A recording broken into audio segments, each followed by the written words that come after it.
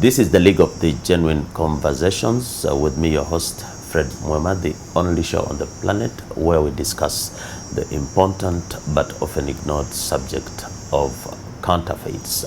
Today we have a new guest who will be talking to us about counterfeits in the Labour Export Business. Mr. Ronnie Mukundane, you are welcome to the show. Thank you.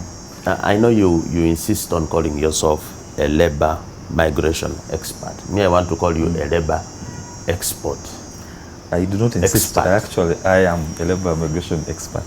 Yeah, but for us, we take it that you guys are just exporting people. You have turned them into products. In fact, some people go as far as saying it's not a genuine business, it's modern day slavery. It is counterfeit business. What do you say? Of course, there's a lot out there. You're not the first to bring out these same observations.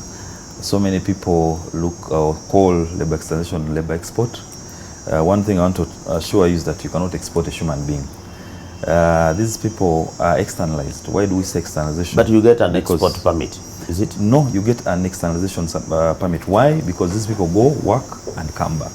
They have a tenure of which they have to service, against which you are responsible, or in this case, the licensed recruitment company. So if you're exporting, say, for example, coffee, if it is taken to Netherlands, you do not follow it up and see who has drunk it and all that. But for people for quality assurance, you may follow and see if they are satisfied. Possibly, yes, but you may not be in position to say, bring back whatever that has been consumed. In this case, the workers or the Ugandan workers, migrant workers in particular, are externalized for a specific period of time. They go work, and part of the recruitment process has returned. So they go, work, and come back. So you cannot export and then be able to import. In other words, it would be importing. But talking about the importing, because when you talk about export, there is also an element, there can be importing. So are you also a consultant? I know you've been a consultant 8 years in this labor migration.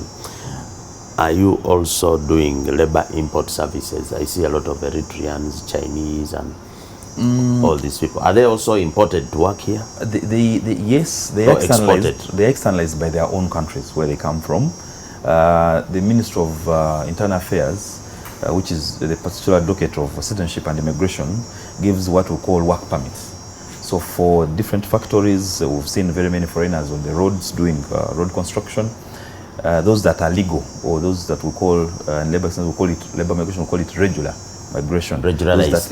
Those that have come in the right channels, those that have been documented, are cleared by the government through the Ministry of Internal Affairs. So one would say imported, but they actually externalized by their own country to come and work. So we have companies out there which are also exporting that labor here, like recruiting them, or? I would say yes and no, because most of them, the way they leave the other side is not fully documented from this side. However, we have seen that when they come here, they are taken over not by recruitment companies. Say that the recruitment company here brings in a foreigner, they're instead taken by the employer, him or herself. If you say, for example, Sino, they bring in directly, that's an employer, it's not a recruitment company. So the way they leave their own country is another thing. I think that's what the Ministry of Internal Affairs should be able to pay attention to, if they are not doing it already, to see how the person has left the other side, so that the person comes here regularly. So what is the difference between labor externalization and human trafficking, which for us we consider counterfeit business? The difference is very thin, by the way. Labor externalization is what we call, or known as, the regular labor migration, where people are cleared, people are known that they have actually gone to work, they are known by their government, the government which we call the country of origin, in this case Uganda. They have gone through a legal or regular recruitment process, meaning they have either gone individually but being cleared by the government, or they have gone through a licensed recruitment company. Now, that is labor externalization. Human trafficking is where you have what we call fake, indeed, as you said, the fake or those who purport to be, or those who are impersonating, and they take people. They don't take them through the processes. They don't take them sometimes. But they also recruit them. Of they course, lure them and recruit them. Exactly, and it's majorly through deceit, because they deceive them. They promise them, for example, because they have to make it juicier. They tell one person that, look, China, for example, wants English teachers, and Uganda is very known for maybe having so many people speaking or who know English. So come, I take you, you're going to earn 3 million. The person they are taking has never been a teacher, you see. So, but because the person is lured and deceived that they're going to earn good money, because they have to make it nice. Because if they tell you, look, I take you, you're going to do domestic work at 900 or 800, a person may say, I do not want that, you see. So they make it look nice. You reach Dubai, like from the testimonies we have had, they reach Dubai. Those who left Uganda thinking they're going to be teachers of English in Dubai to earn about 3 million, they are taken in slave markets and sold. Because there's no one. So that is trafficking. That is trafficking. Is not with the consent, it's not voluntary. Sometimes it is voluntary, but you see there's a lot of deceit. So why do I say it is voluntary? From the experience that we have seen from these people. One of the borders, or the porous borders that traffickers were exploiting or taking people majorly through, is the Rwakaka border in the eastern Uganda. So they would Rwakaka near Mount Elgon. Yes. So the testimonies would hear from these returnees or the victims. They would tell you that they would tell us to hide. You first wait. So meaning they would participate. They tell you, you're going to, or taking you to Dubai, for example, but everyone knows that to reach Dubai, you must fly out of Uganda, and the route is Entebbe Airport. But they tell you, you board, go to the taxi park, you find this person, enter the taxi, don't say where you're going. So that's why sometimes we say it is voluntary, because you know that now what I'm doing is not illegal, is wrong. When you reach the border, don't say where you're going, pretend that you are like this. So sometimes they participate. They may not know the dangers of what they're in, but sometimes they are aware of what. But isn't there a situation where a genuine labor export, externalization business turns into human trafficking, where you have sex trafficking, you have forced labor, don't you have those situations where something goes sour? It is possible. This sector, or the labor extension sector in Uganda, is regulated, and most recently, I think last year, the Employment Act, which was amended to 2022, clearly captures the section of labor externalization.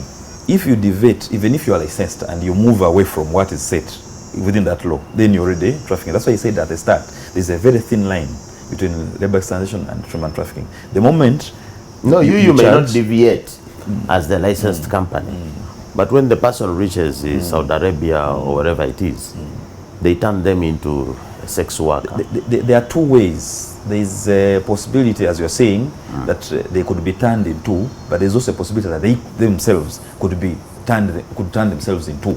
We have seen where they have what we call like individual trafficking. Someone has left Uganda here, cleared very well, has gone through a licensed recruitment company, has gone to Saudi Arabia to do domestic work, cleared by the government of Uganda, known very well. When they reach the other side, because they're going to earn 900,000, they have not put in any money, by the way, because of the bilateral labor agreement that Uganda signed with Saudi Arabia under the principle of employer pays it all, which is an ILO, international labor. Buys tickets, medical insurance, processes for even the passport here, work permit, everything. So you travel basically on your, you come in with about 20,000, which is administrative fee, and you go. So some of those turn into. So when they reach the other side, remember you've gone at 900, because that's what the government agreed, and that's why 900,000 shillings as salary. About $250. About $250. Now, when you reach the other side, because the employer paid everything, of course that's what was agreed, because the employer is anyway going to pay everything. Now, there's a term for those who have taken interest in labor externalization called Mama Biyumba. Mama Biyumba are the ones who lure these girls into prostitution, but also into other homes. On the prospect that when they move from the original contract, because you leave when you've signed a contract, you know what you're going to do, how much you're going to earn, in whose home you're going to work, for the domestic workers. Now, when you reach the other side and you are lured and you accept, which we call individual trafficking, and you go into a home of a certain person who did not bring you from Uganda, that person is capable of even paying you much more money. That's what we know, and that's what we hear, is paying you more money. But in an event that anything happens to you, that person is not responsible, because in the system, that person is not there. People, or these ladies, are lured to themselves, traffic themselves, to be able to earn that money. So there's that part. But so also, how do you redress that breach of contract? You as the government of Uganda, you as the company that sent. Of course, it's one of the biggest challenges, I can comfortably tell you. We always assume that the government of Uganda and that of Saudi Arabia signed what we know as the bilateral agreement. And in that bilateral agreement, there are different obligations as which country is supposed to do what. If to mention a few, Uganda is supposed to send able, healthy, willing workers. Saudi Arabia is supposed to ensure that the citizens of a country called Uganda that have come are supposed to have their rights observed, are supposed to have their salaries paid, and are supposed to be basically kept in what was agreed between the two countries. Now, there has been a bit of negligence from the host country because this activity of running away takes place in that country. They have the capacity to say, you left your country to come and work in this home. Why now are you not in that home? Because even when they run away, so they are not enforcing. They have not been actually enforcing that much. Sometimes it has been a cry to most of the labor recruiting companies here, because the law requires you who is licensed to be responsible for this person from the day you source, when you go to someone's village and pick this person and tell the person is going to work until that person returns, which is normally a period of 2 years. So when the person runs away from the other side, and yet you sent this person on the basis that the government of Uganda agreed with that of Saudi Arabia that you can send this person. So basically what you're saying is that when there is a breach and the person misbehaves or goes somewhere else, you are helpless. Most times you don't go there, for example, and sue them in the courts there, or get a lawyer to police. You don't report a police case. You can report to a police, because you see, you have to report why. As I said earlier, it is your responsibility. You see, you'll be answerable. You report, but you can't follow up. Exactly. You may not do so much, even when you're told that, look, this girl ran from home A, but is in Riyadh. Can't you cancel the contract and recall the person? You may, even if you cancel the contract, you may not have the capacity to pick that person from that home and bring back. Unless the government, the other side, through the embassy. Yes, and also our embassy being able to reach that particular home and pick that person, because they have the because there have been a lot of complaints of young ladies, especially young ladies, who have been injured, abused by their employers. Some have been killed. Are these situations arising because the victim has participated in a breach of their terms of employment? We have also to be realistic that even when you localize the issue in our very own homes here in Uganda, we'll have many cases of abuse of these domestic workers. Not necessarily because they have breached their own contracts. Also abuse by the workers on the children. Exactly. So the same way it happens here, chances are high that it will, exactly. But we normally tend not to look at it from the local point of view, and they also assume that our people they are good. You know, the people who have sent are all good and all that. Sometimes they also misbehave, but also the homes or the employers where they go are also not very good. Not everyone is good. There are those that are very good, but there are also those that misbehave. What is good about it is that the person is known, the whereabouts, or there is someone responsible. Somebody accountable. Exactly. So if anything happens. Yes, there is someone to go to. Even if you're a bad person, you are accountable. So can you prosecute an employer in Saudi or Qatar who mistreats a Ugandan? Yes, it is possible. You can prosecute them in Uganda, where? Of course, in the country where. Or in the ICC? No, in the country where the crime has been committed, which in this case is Saudi Arabia. Have you prosecuted them? Yes, some have been prosecuted. Some have actually been in prison. For those that have paid fines, they have paid fines. Oh. But that is done by the government through the embassy, not at the company level. Okay, let's take a break. We're back with the second segment of the League of the Genuine Conversations. If you're new here, we discuss matters to do with counterfeits. And today we're discussing counterfeits in the labor externalization, not export, externalization market with Mr. Ronnie Freddy Mukundane. Yes, sir. 8 years in labor export. I'm told the commissions are so big. You earn office child, they get a salary of 900,000, but you earn $1 million per month. Is that the position? There's a perception, of course, but the perception is also based on what actually the sector brings to the economy. Sometimes you don't blame people to think that there's a lot of money in, whether that money is actually to the economy or to the individual practitioners, the labor recruitment companies, another. For example, the commissions are set. For where we have a bilateral labor agreement, as I mentioned earlier, with Saudi Arabia, but it's the only bilateral labor agreement that Uganda has that is operational.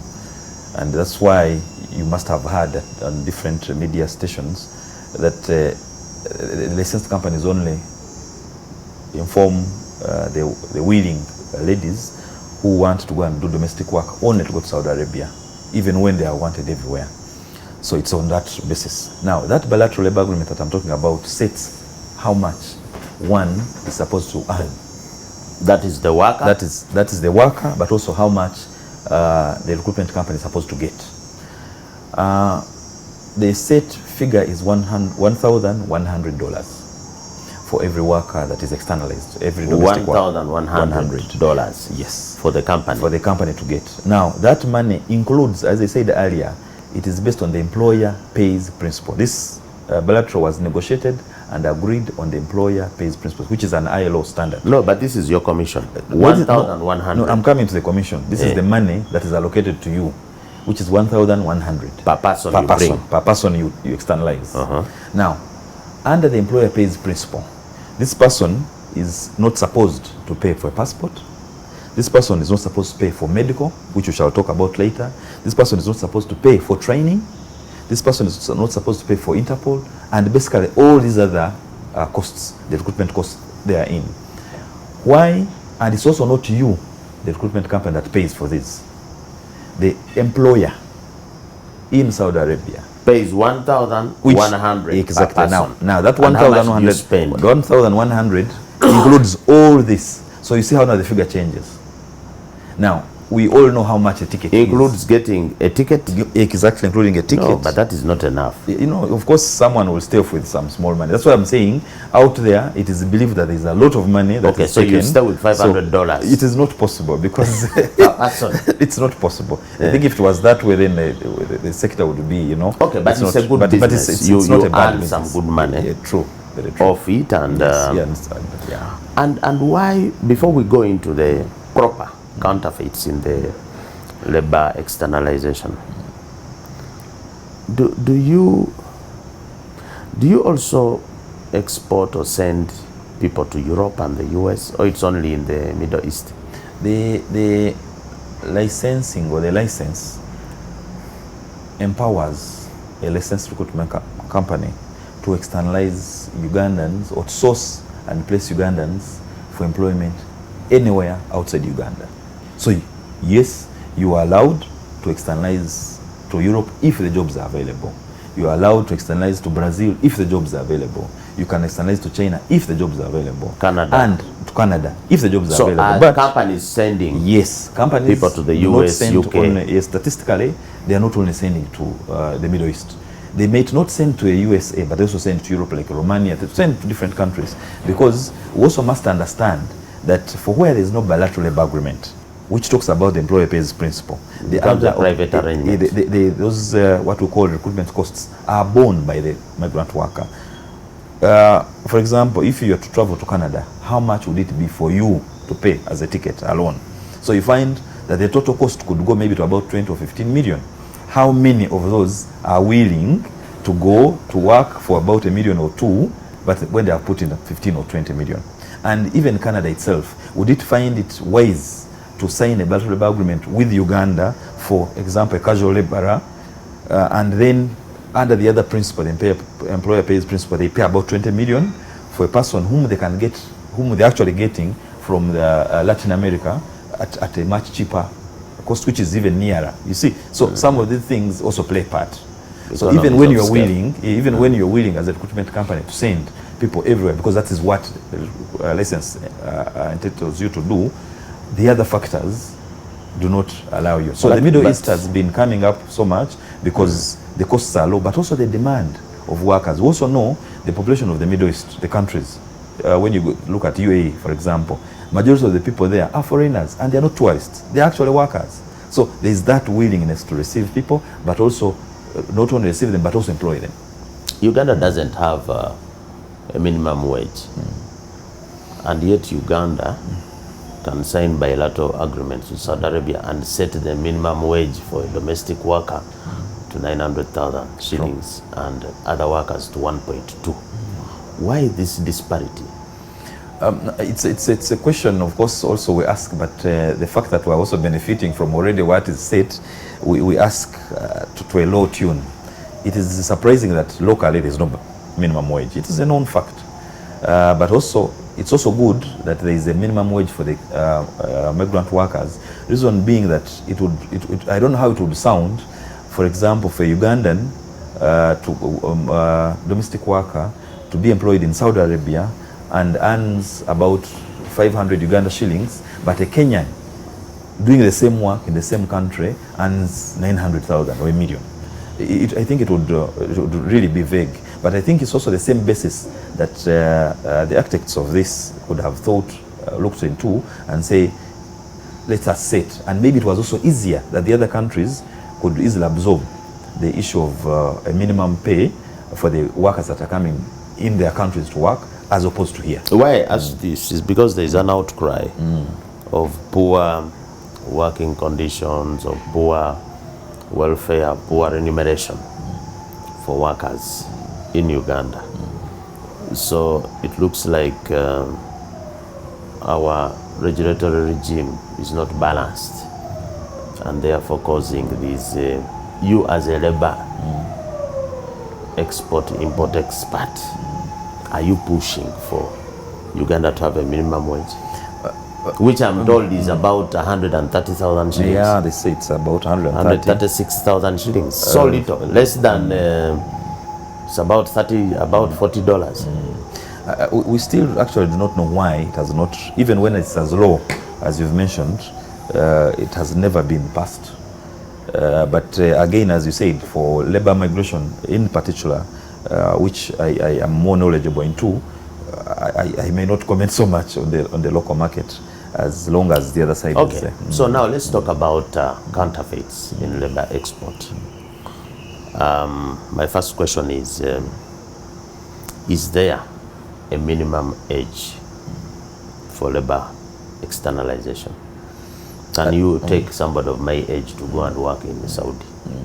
There is a minimum age and also a maximum age. You remember from my initial statements, I was calling these Ugandans, specifically for those going for domestic work, as ladies, as not calling them girls. Because in the Ugandan context, a person ceases to be a girl or a child, I think, at 18, unless to your parent.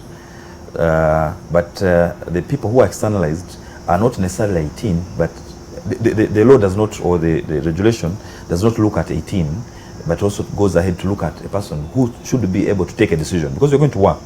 You see, it is not as if you're just going to vote. So what's the minimum age? So yes, and the minimum age in this case for externalizing migrant workers is 21.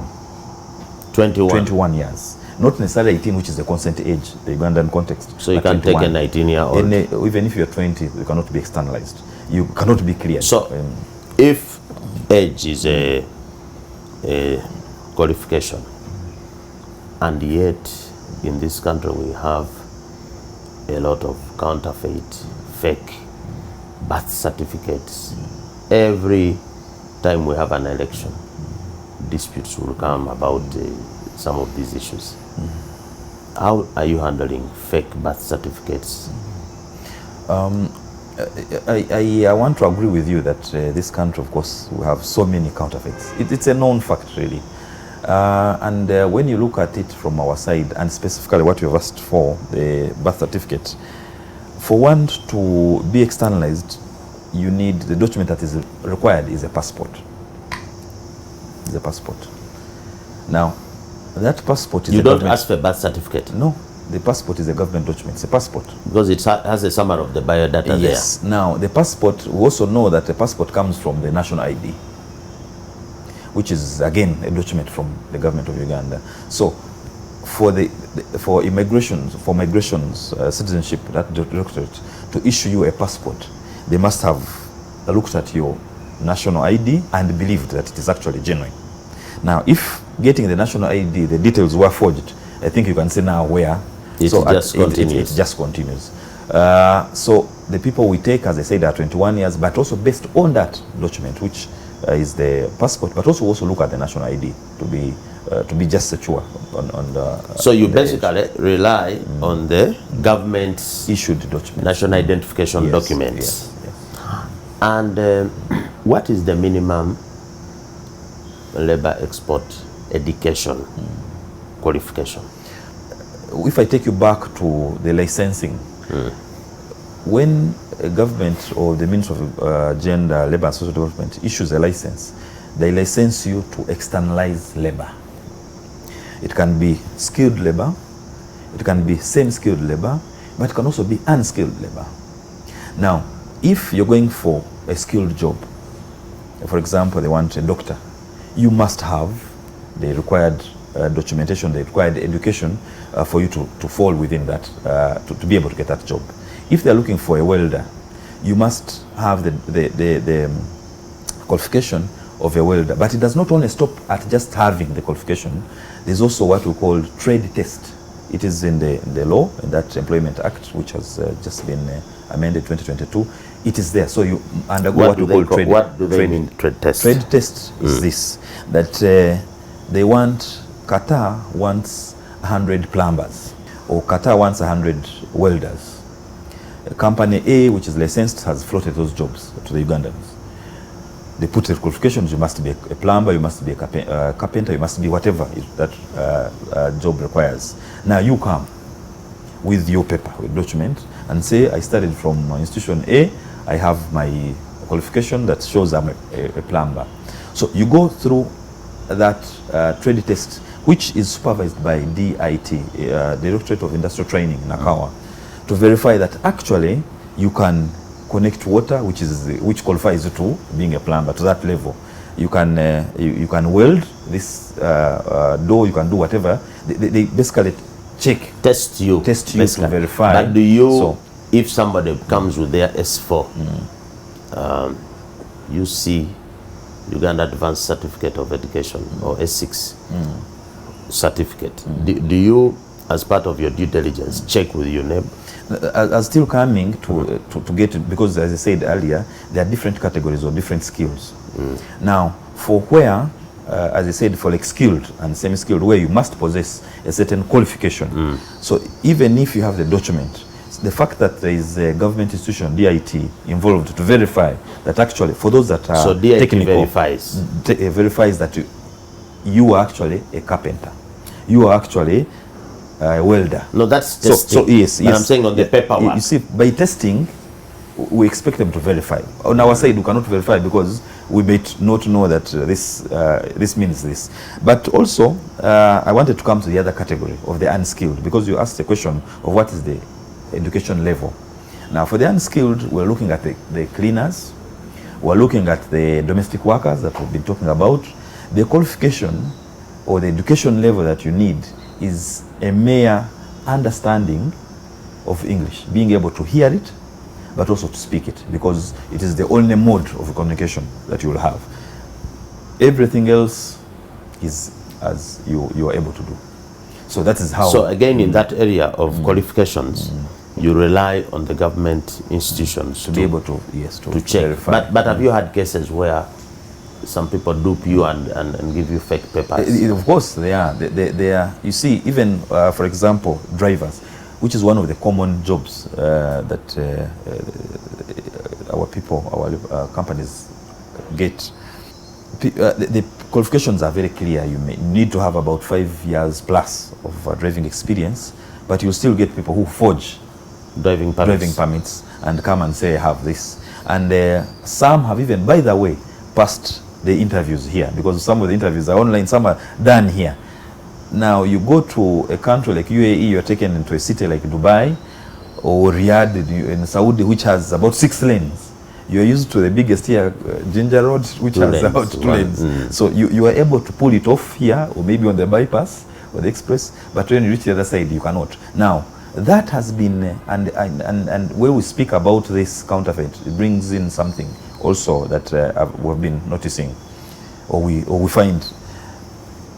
Most of the Ugandan drivers lose a lot of money. You know, sometimes the information, the way it is put out there and the way it is perceived is different. They normally give complaints and say, for us, when they don't pay us.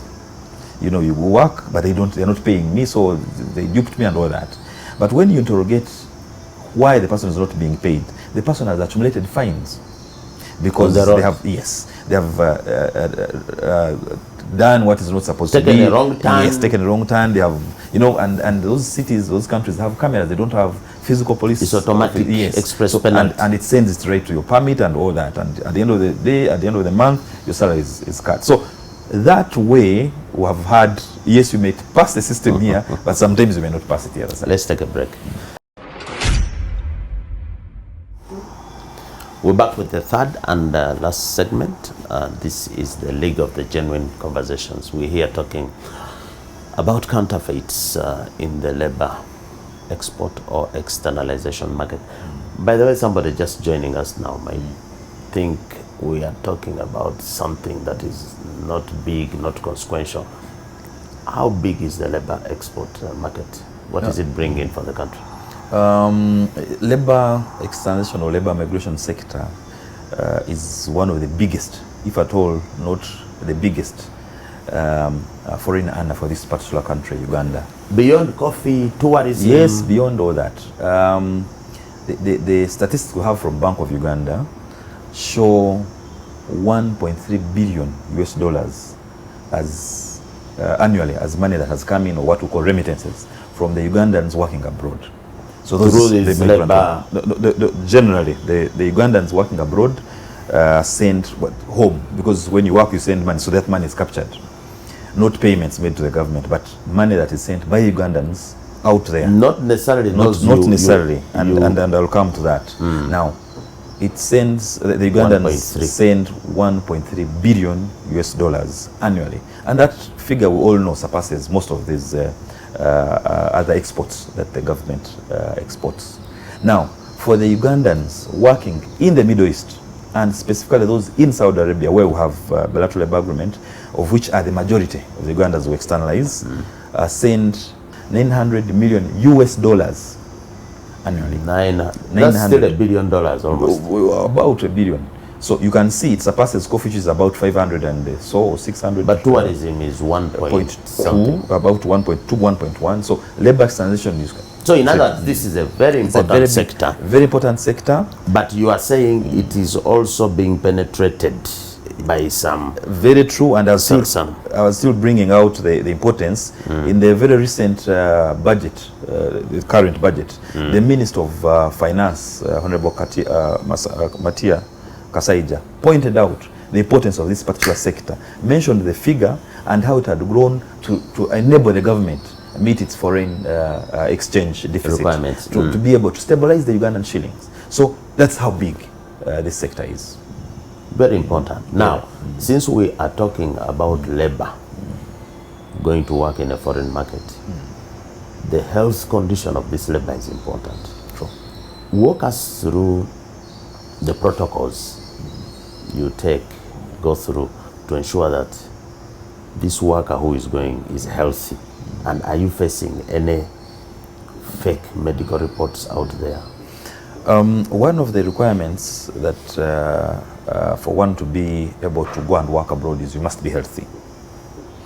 Of course, not willing to work, but also you must be healthy. And as you rightfully asked, these migrant workers, or the potential migrant workers, undergo what we call a medical examination or medical tests. And to avoid them falling prey to counterfeit or fake, because anyone can produce a medical report and say, you know, we know how it is done here. The migrant workers only do medical tests or medical examinations through specific accredited medical centers. Certified. Exactly, certified, but also accredited.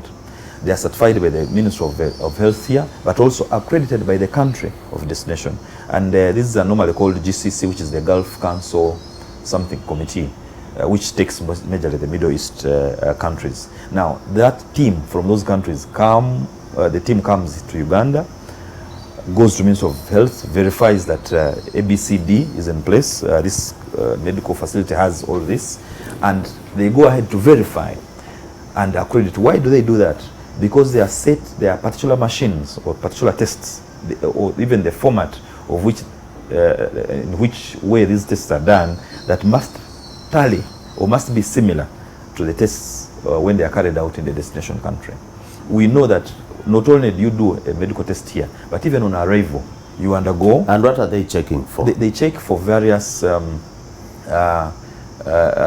diseases, HIV, hepatitis B, pregnancy, because you remember you're going to work. Of course, there's a thought why some tests are done, why some people refuse to go and work. There was, I think, sometimes. So you're not allowed to be pregnant? You, of course, if you know you go when you're pregnant, ideally, you're not going to work. But that's a fact. So remember, you don't take married women? Married women go to work when they have been accepted by their spouses, for those that are married. Because also, we must also know that you having children or belonging to a certain family does not necessarily mean that you're married. Because I've had such cases where some people have come, I've faced with so many, they say, well, the company A took my wife. But when you ask to verify whether the people are married, sometimes you don't. And also must also know that the Ugandan laws, I have not read anywhere where they ask that you to be married, when you are married, for you to go and work or to be able to get employment, even in Uganda, you must first seek consent of your spouse. I have not seen it, but again, sometimes. So in a way, maybe this labor export has broken some families. Most actually, on the contrary, it has helped very many, because also profile the people that are externalized. Most of them, the biggest percentage are single mothers. For those that go for domestic work, about 90% are single mothers and failed marriages, and it has empowered majorly those. So you'd think, or you'd argue that it has more or less. So it's encouraging. Labor export is encouraging single motherhood. I think it is not encouraging per se, but it's also helping those that could find it hard to take care of their families, take care of their children, that maybe are not even earning, so they are able to go and work. This 900 send home, and the child is able to go and they to school. survive. Okay. Counterfeits subject is about quality, quality of the product. Are you offering any training to our workers who are going to work abroad so that they are of quality? Seeing as we have labor productivity issues, some people say it's not high, some say it is low, people are not as productive. The regular labor migration, which we're talking about, or which we're talking major about, requires that for any worker to be externalized must have gone through training or orientation, which is clearly put in that Employment Act of 2022 as a pre-departure orientation. Now, that training or the orientation differs depending on the job that you're going to do. For the other categories that I talked about, a skilled or semi-skilled, you may not go through, because let's talk about a guard. So for the lady who is going to do domestic work, or a guard, a gentleman, or a guard, remember that is semi-skilled. You already must have the knowledge of operating a gun. That you're not going to learn from a labor recruiting company or a labor training company. You must come with that qualification. Then you go through the other one, trade test, which may not be necessarily done by DIT, but done by security agency. Okay. So domestic work. Domestic work. These are normally the people who really are picked maybe from the village, or Now, these ones undergo mandatory 14 days training or orientation. And it's not just done from any institution that you find out there. It's also done from accredited training centers, those that have been accredited by the Ministry of Gender, Labour and Social Development. And they don't just pick anything and say, now today is this. There is a certified curriculum under which these people are taken. And this curriculum was developed with the International Organization for Migration, which is a UN migration agency. So it is at that level. And part of that curriculum, which I could, if you can allow me to say, includes contract appreciation, because these people saying what we call an employment contract. So they take them They must through. understand. They must understand the contract. On paper, it is written in English and Arabic for the people going to the Middle East and specifically Saudi Arabia, because that's where the domestic workers go. But it is translated in those training centers. So some of the tutors translate that contract in the language that is best understood by the intending migrant worker. And they go through each section, each condition, each term, whatever it is called. Then the other item on the curriculum is the financial management. We talked of about $250, 900,000 for domestic work. I will ask you, counsel, that even myself, I cannot lie you or lie anyone on air that I have a domestic work or a maid at my home that I pay half of even that. We know it very well. We even mentioned, remember, there is no minimum pay, so we pay much less. 50,000, 80,000, 100,000, most 200. Most 200. Now, this is a person, and we said that these are people who are picked normally from the villages and all that, from the So trends really. $250,000 $200 is a lot of money for them. So they must understand Financial management. Exactly. So because we've also interfaced with some who have thought this is too much money, by the way, and when they go, first month send to Senga, second month send to this one, and the end of then they put on TikTok. Yes. And they so show they around put the house. Yes, and the period is moving. At the end of the day, the contract ends when they actually don't have anything. So they take them through financial management. They are advised to open accounts. They are not forced, but they are only advised to open bank accounts to be able to save their money. But they can also opt to save But the now money. I want to talk about you've got somebody from the village. You're taking him to Saudi Arabia. The standard of living is totally different. True. These people use microwave, they use washing machine, they use hoovers, even just a flat iron. They have a different type. An electric flat iron might be an issue. Do you offer training in this? Yes, and that's why I talked of the culture. I said some of the things I was mentioning. I talked contract appreciation, talked of financial management. Culture is one of them, but also appliance usage. Because you go in a homestead, which, as you said, has things that are not usual here. So those specific accredited training centers have demonstration areas where people are taken through the appliances, but also the diet. Our people here, from whichever village, even from my village, they will come and they expect a whole, plate full of whatever food, the local food, and they think they can eat that in the morning, they eat that in the afternoon, they eat that in the, for dinner, which is not the case the other side. We've had also complaints. We used to have complaints, by the way, of where people would say they eat leftovers. I don't know whether you had heard that. Yes, in the I saw public it. complaints. No, they give us leftovers. And that is part of the culture. So in this training, in those countries, the food is cooked, put in the fridge. Thank you. And then you yes, warm it. Yes, and also now for the Arab culture in particular, we normally see it here.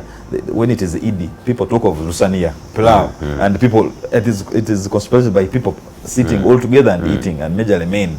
Now, it is picked from that side. The culture is that when food is cooked, it is all served from the kitchen. The men eat first.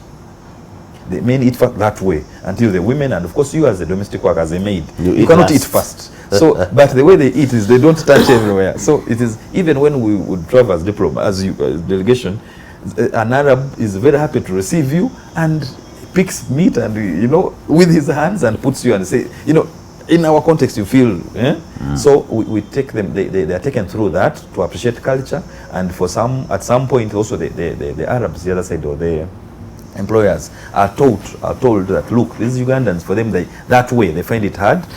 When you're serving, please serve some little food or some plate, so that she eats them. Yes, yeah. So there is also training on the other side, exactly. Some training. So yes. Okay, but this all looks good. But we have fake labor export companies. Fake in this sense. They take money from unsuspecting young people who are desperate looking for jobs, fleece them of a lot of money, and promise a lot and offer nothing. Do we have a problem of fake labor export companies, and what is being done? I want to agree with you that it is a very big problem. Currently, the government of Uganda has licensed about 460 licensed private recruitment companies to externalize labor. It may sound a big number, but actually it is not. Now, the law, the Employment Act, clearly states who qualifies to be a recruitment or private recruitment externalizing company. What are the conditions? One of them is that, leave alone being Ugandan, because most of us qualify anyway, you must not have, you must not own, and it must not be a tour and travel agency.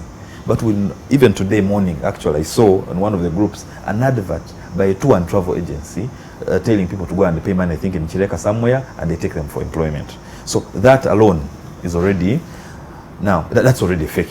Tour companies are not supposed. They are not supposed. Even when you have shares in a tour and travel agency or a ticketing agency, I think it is perceived that you can easily corrupt the system and have people, because anyway you're already taking tourists. Now, the presence of fake companies is a true fact. I normally tell people in CBD here, Kampala, there are 3 licensed recruitment companies. I may not mention them because my job here is not to advertise those companies. But if you ask the public, there are so many companies that they go to register to be taken abroad in those arcades in downtown. So that's how present they are. But also, looking at it from the figures of the Ugandans who go abroad, I told you that, and the audience, that Uganda government clears domestic workers or the ladies who go to do maid, the job of maids, to only Saudi Arabia. But we have so many in Dubai, we have so many in Oman, we have so many in Qatar and Bahrain, and actually even in Iraq. We even got to know when there was that fight, when the Ugandans were, I think the Americans were leaving. There were Ugandans stuck there, they were calling for help and all that. So Ugandan maids are all over those countries. How do they travel? They travel through these fake companies that actually traffic them, but because they have to lure, as I said earlier, and create that deceit, they must portray themselves as recruitment companies. So that's the category of the fake companies. That's how you can measure their magnitude, that they have taken more people. So what sanctions are being taken to protect? There is a law. The government of Uganda has a law, which is Trafficking in Persons Act 2009, which is administered by the Ministry of Internal Affairs. Now, on how effective that is, I think it's a discussion for the yes. But the law is there, which is supposed to protect the Ugandans from falling prey to such fake companies. What about those the penalties are there? But those ones who are losing money, is there like a standard amount that you should pay to a recruitment company? What are the official charges? Actually, those are 2 questions in one, and you'll allow me to answer them this way. There is a period that is clearly stated in that law of how long you can pay and wait to be externalized. And it is stated as 120 days. Those are about 4 months, 120 days. From the day you pay, and you must pay money. How much? When I'll come to the how much. The money you have paid, whichever category, after signing the contract, you take 120 days without this money, without you being externalized. You have a right to ask for a refund of that money. And you can go through the processes, whether police or Ministry of Gender, wherever you would feel comfortable. You will have, if it's a licensed recruitment company, legal operating, it will refund you that money. It will take off the money maybe if you went and you had medical checks, for example, maybe you didn't have a passport and it was processed for you. So such monies will be off. But any other money for, say, visa and all those other things that you have of a service that you have not got, you have a right to ask and it will be refunded. Now, on the question of how much is supposed to be paid, I said earlier that for domestic workers, they are required to pay only 20,000. Everything is free. Registration, which is a application or administrative fee. That's what is stated in the law. But also the same law says a licensed recruitment company can charge other monies for other categories, and as long as it is clearly stated and also approved by the ministry. And what are these monies that we're talking about? There's no specific amount. For example, if you are going to they have sourced a job, remember the company is now sourced outside the bilateral. Where there's a bilateral, the government has sourced. That is Saudi. Yes. Now, outside Saudi. Outside Saudi, the company is now sourced. You see how I want to show you the difference. The company is now sourced. They go in the open market and look for jobs. And most of these jobs are with what we call the commission agents. The agents are the ones who have these jobs. Some Pakistanis, some Arabs, some Indians, and all that. A construction company in Abu Dhabi is setting up whatever factory and all that. And these are 1,000 workers. Now, they are the ones who know, because they are best. That's their work, like brokers here of houses. Now, when they get these jobs, they have a right to send this job to Ghana. They have a right to send it to Bangladesh. They have a right to send it to Kenya, to Uganda, as they wish. Now, a Ugandan recruitment company approaches these brokers or these agents who state how they have these jobs. And because the employer, the factory, is not paying for your travel, for Ugandan workers' travel details, you're going to pay for your travel. But also this agent is also going to put money, which is his or her commission. Now, you see how the figure is growing. Now, a Ugandan company definitely also, remember, will also put in maybe 500 or a million. Management fee, administration. Yes. Now, that's how the figure comes to about 5 million, 6 million, which is advertised. But what is important to note is that before this figure goes out to the public, the Ministry of Gender must approve this figure. Must approve and say, for example, if you're saying you're taking a cleaner to Qatar, and you're saying you want 8 million, and you have put 5 million as ticket, is it what it is? You see, so they're able to do that, and it is in the law.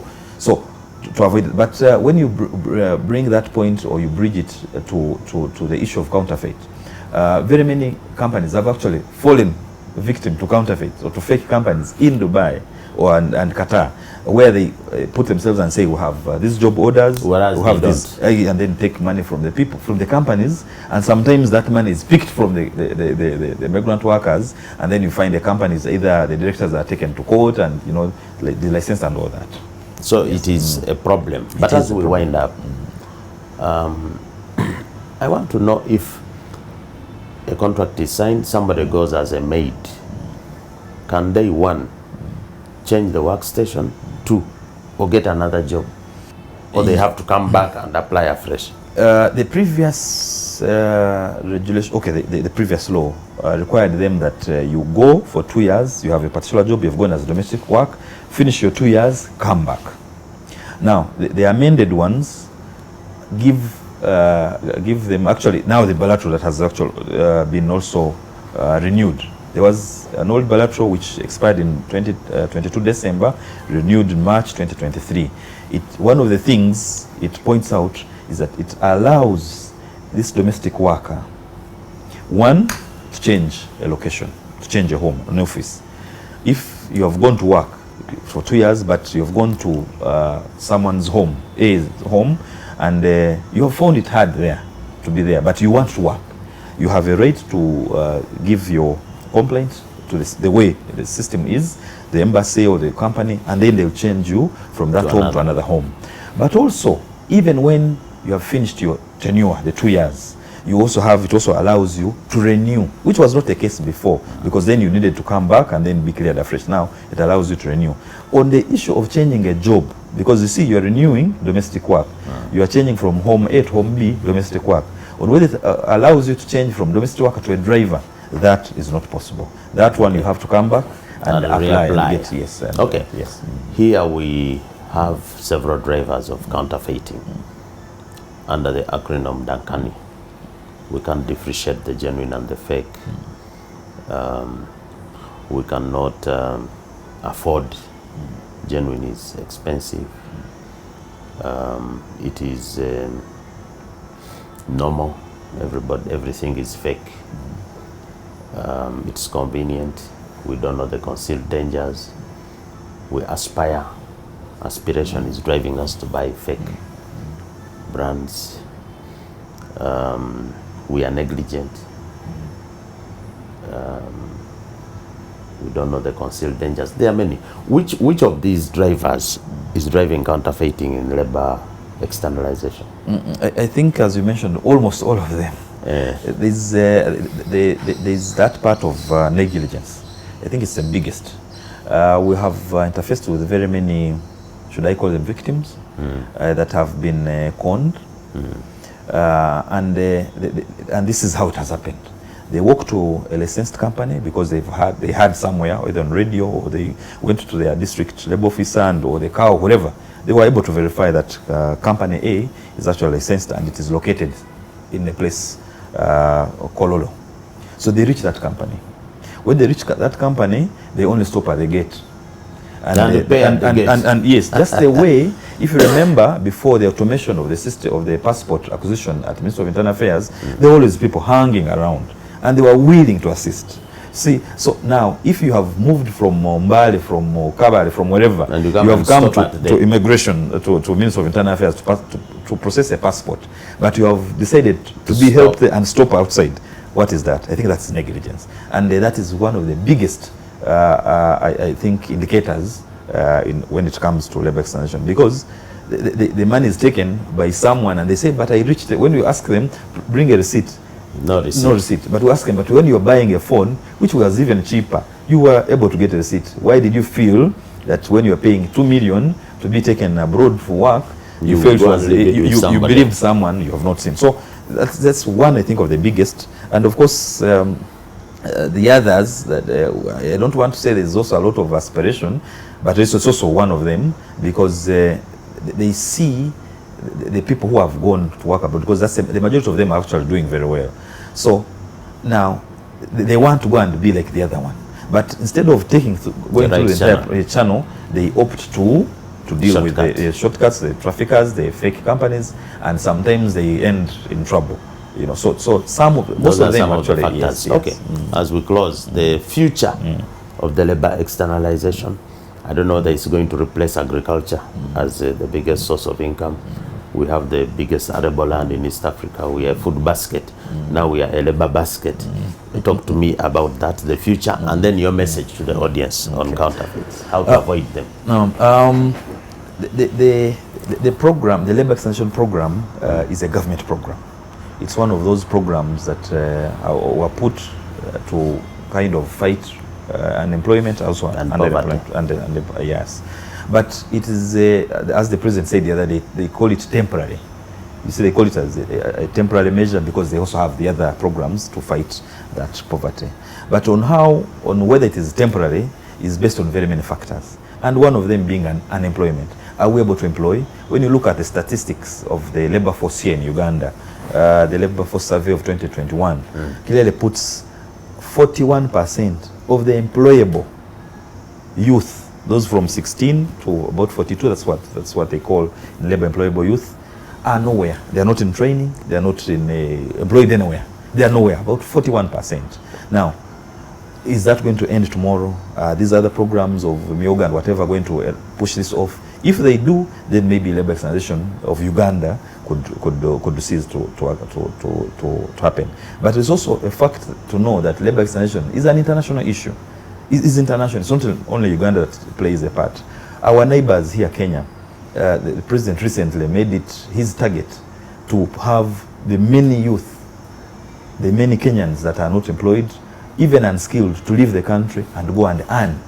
So when you have, when you look at it that way, you realize that maybe for the Ugandan context, the thinking should change, and we see how to improve it, how to have it improved, how to have more bilateral so that our people are protected, so that we genuinely benefit, but also the rights of those Ugandans are protected. Okay, your message? Of course, it's always that, my advice is always that, yes, the jobs are there. There's always that push, as we said, of wanting to go today, tomorrow, and all that to earn that money, because it sounds persuasive. When you tell anyone that you have not been working, or you've been working in a supermarket and earn about 150, but now you can go in a home, they take care of you, they give you food, they keep you, they give you housing, and they give you 900. You feel, you know, I need to go tomorrow, I need to go to, you know, the following day and earn that money. My advice is always simple. Verify. The systems are there, the places are there to verify that whatever you're getting into is first of all genuine, the company or the